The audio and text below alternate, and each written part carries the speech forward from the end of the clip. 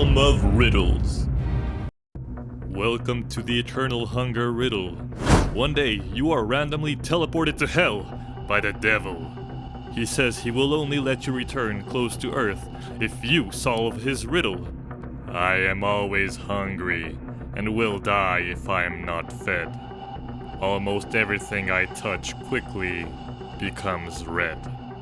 What am I? Pause the video now to solve the riddle for yourself.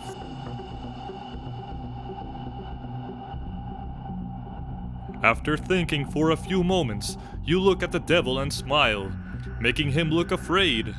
He asks you if you solved the riddle, and you tell him that the thing that is always hungry and turns almost everything red is simply fire. The devil looks disgruntled and sends you back close to Earth, but tricks you by leaving you in outer space with a view on the Earth and absolutely no air left.